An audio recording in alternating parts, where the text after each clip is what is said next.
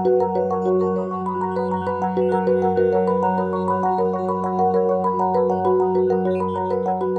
we've just looked at some of the techniques that you can use with database management, but there are some other ways that you can be managing relationships with your existing or your potential patients. And some of those ways are through social networks.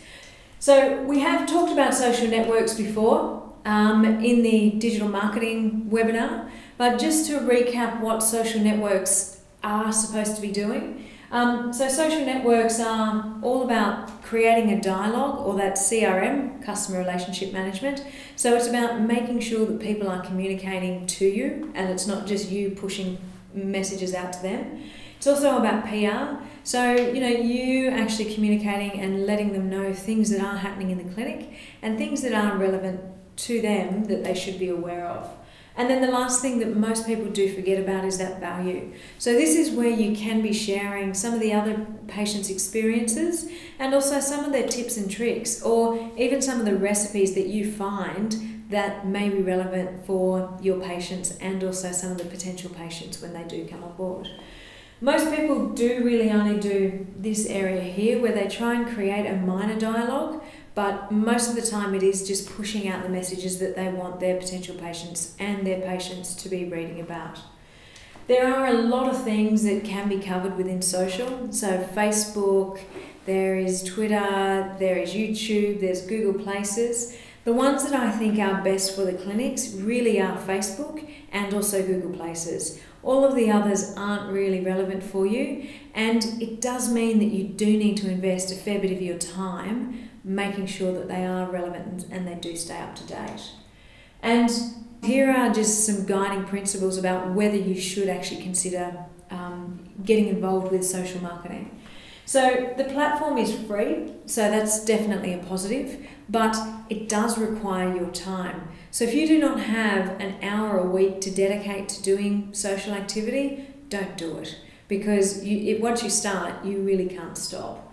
And the great thing is that any emails or any messages that you are sending to your patients, you can replicate those very easily through the social channels. So if there's a snippet of an email or if there's an update to your website, you can be taking that and making sure that people are reading about it on your Facebook page.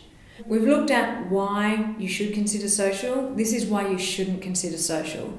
So the only cost to set it up is time. If you are time poor, don't do it. If you cannot guarantee, as I said, about an hour a week to be doing this, it's not worth setting it up in that first place. There is an ongoing commitment, and as I said, it's not something that you can just start once and then forget about. You do need to be in there constantly and consistently providing value and providing information for those patients. And also you do need to get your patients involved. If you don't think your patients are going to be involved, it's no point getting them there. It's so much easier talking to 50 or 100 patients in the one channel rather than talking to 3 to 10. That message can be pushed out by them, and also it means that you can minimise the other communication that you are doing. The most important, as I said, the most important element of social is if you're going to start it, you need to continue it. And the rule about starting and continuing is not just applicable for social, it is also applicable for all database marketing and all database management. If you are going to start to communicate with your patients, you need to continue it.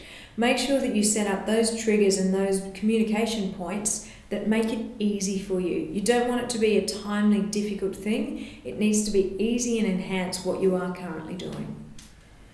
So, why patient database marketing and management is important for you?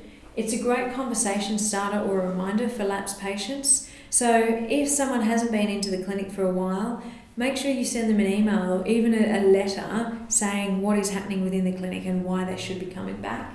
It's a good alternative to picking up the phone or even getting people coming into the clinic for a visit.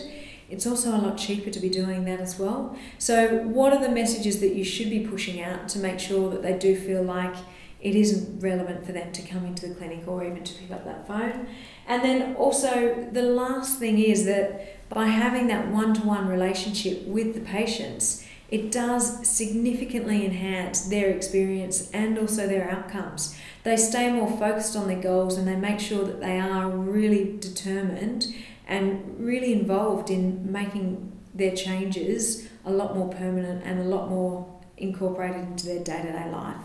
So, quick summary, within the clinics themselves and also with the patients that you have most of the content and the communications that you know need to go out to your patients and your potential patients. It reinforces, so database management and marketing reinforces what is mentioned during the clinic visits. It also is a good reminder and just something that's there so that people can stay on track and focused on what they need to achieve. And then the last thing is that there are multiple low cost and efficient ways that you can be doing database marketing and database communications in that one-to-one sense. Email and SMS is really coming down in cost, and you only need to set it up initially, and then it can continually go on and on and on with minor optimization and minor learnings from everything that you are doing. Thank you for listening to the first part.